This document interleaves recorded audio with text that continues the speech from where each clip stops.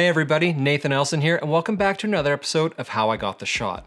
Now this style of lighting is one that's been requested from you guys over and over, so I'm super pumped to put it together for you. This is the type of image that we're going to be creating today. Let's just get into it.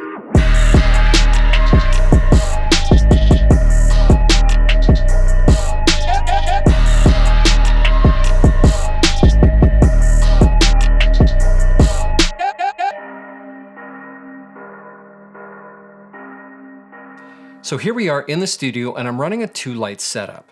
The main light is a Godox 8600 Pro with a large Profoto deep umbrella with the diffusion panel attached. This light is metered to f8 at 1/200th of a second at ISO 100. The second light, which is back and above the backdrop, is acting as a hair light to give the model's dark hair more separation from the background in the final image. This light is another Godox 8600 Pro with a medium Profoto deep umbrella attached. This light is metered at f5.6 at 1/200th of a second at ISO 100. Now the main goal with this type of lighting is to create light that travels the full length of the model's body. And to do that, we need to think about light placement. To best show what I mean, let's look at this lighting setup from the side. As you can see here, the lighting is not directly overhead, but actually slightly in front of the model, with the edge of the umbrella aligned with the top of her head. The lighting is then slightly angled downwards so that the light travels down the full length of the model's body so that her legs are not falling into darkness. This positioning is key for this kind of portrait because if the modifier is placed over top of the model as opposed to slightly in front, you lose that transition of light. Now to complete the setup, I'm shooting on a Thunder Gray backdrop from Savage, and I'm shooting with the Nikon D800 with the Sigma 85mm f1.4 art lens attached, which is then tethered into Capture One Pro on a Dell XPS 15 laptop. So with that, let's head into Capture One to process these images.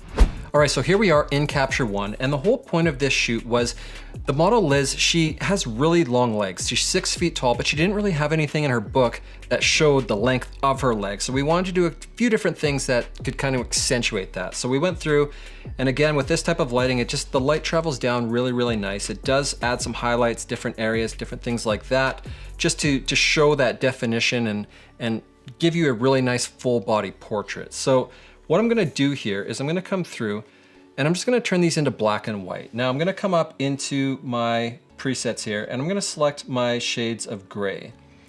And for this type of lighting, this preset it is perfect. It does amazing. For when you're having a lot of different tones, a lot of different gray spots from highlights to shadows, different things like that, this preset just does amazing for that. So what I'm gonna do from there is I'm just gonna highlight everything and I'm just gonna apply that to all of them. My color grading is now done. I can go through and make some minor tweaks, but for the most part, this is exactly what we want in the color grade. It looks fantastic. Now this is the image that I'm actually going to retouch quick. And again, if you guys want to see more edits from this, just follow me on Instagram. I'll link it up in this area here. It's where I show the majority of my work as opposed to just one image like I do on these tutorials. So if you want to see more of that, make sure you follow me on there. But yeah, let's jump into this quick. So I'm just going to create another layer here. And I'm just gonna grab my paintbrush tool and I'm just going to come in and I'm just gonna paint a little bit onto her legs. It doesn't have to be super accurate. And what I'm gonna do is I'm just gonna take my brightness slider, I'm just gonna bump that up a tiny bit. And all I'm doing is just bring a little bit more attention to her legs. If I turn this on and off, you can see here, it makes the highlights pop just a little bit more. I mean, being that the whole purpose of this was to show her legs, with having the dark top and the bare legs, it adds that little extra pop in there just to bring things a little bit together a little bit more. So that's really all I need to do in Capture One. When you have everything dialed in, it becomes really quick to do this part of the process. But I'm gonna take you guys into Photoshop real quick and just show you how I finalize the image. Okay, so here we are in Photoshop, and a couple of things that we obviously need to get rid of are the area above her head and the area down below her feet. So what I'm just gonna do here is I'm just gonna grab my selection tool, and I'm just gonna do a content aware on that. And again, I mean, Photoshop now and everything, it makes everything so easy to get rid of all of this, you know, anything that's bleeding into your image, that kind of thing here. So we'll just let that take care of that. That looks great. We're gonna come down here, again onto the bottom. Perfect. And there you go, we've got that set up. Now, When it comes to the hair light, I just want to show you here, this is that little bit of separation that I was talking about when I was saying, you know, just to separate her hair a little bit from the dark backdrop, is just having this little bit of highlight in here that just helps to make sure that her hair isn't bleeding into the gray backdrop when you convert this to black and white. So there's not a whole lot to do here. I'm just gonna come in, I'm gonna clean up a little bit of the spots here that we see. Some stray hairs. Clean up a little bit on her sweater.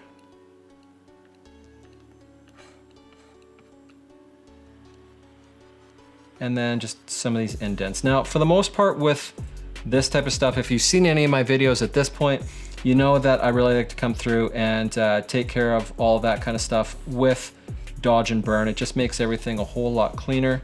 Let's clean up the floor a little bit here.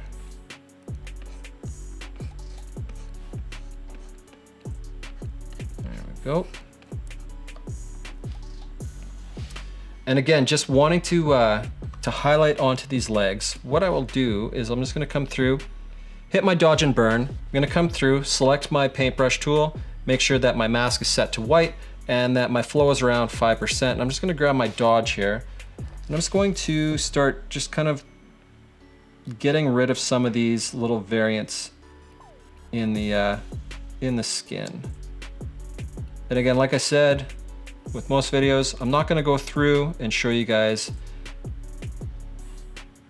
the next 10 minutes of me dodging and burning, but I just wanna show you just a little bit here in case you haven't picked it up yet, just the difference that it can make. And then at the end here, I will do a quick global dodge and burn just to show you how I pull out the details in the shape of the face and the legs and everything like that. So just to show you real quick here, just a before and an after. As you can see, it just starts to smooth everything out, just looks that much cleaner. And we'll just kind of leave this at that for now.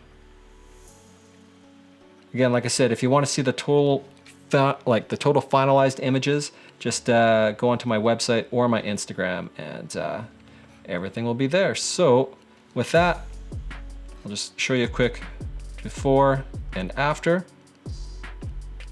And I'm gonna do more of a global dodge and burn here just to show you how I pull out the details of everything. So if I come in, and again, I just want to accentuate the shadows, just make sure that we keep that shape. The calf muscles and stuff like that, different things, you know, we don't want our legs to look like they don't have any definition, defeats the purpose. And I'll come in with the dodge and just hit those highlights again. Make sure that we're getting, again, just some more definition.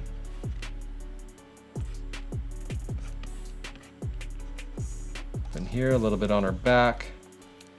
And if we just do a before and after, as you can see, it just, on her thighs and different things like that, it adds just a little bit more punch, just makes everything a little bit more defined. Now, if we came up and again into her face, there's not a whole lot to do here. The light is already quite pretty, but if we just want to add a little bit more definition onto her cheek here, bring out this highlight a touch more. Smooth out right around her mouth.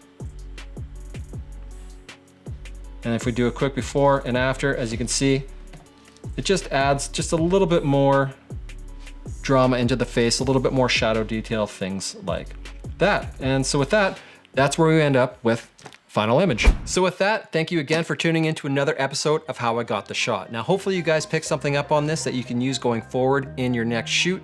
If you have any questions about anything, use the comments box down below. That's what it's there for. If you did like this video, give it a thumbs up. If you haven't subscribed yet already, please do. I'd very, very much appreciate it. I'll talk to you guys again very, very soon. Cheers.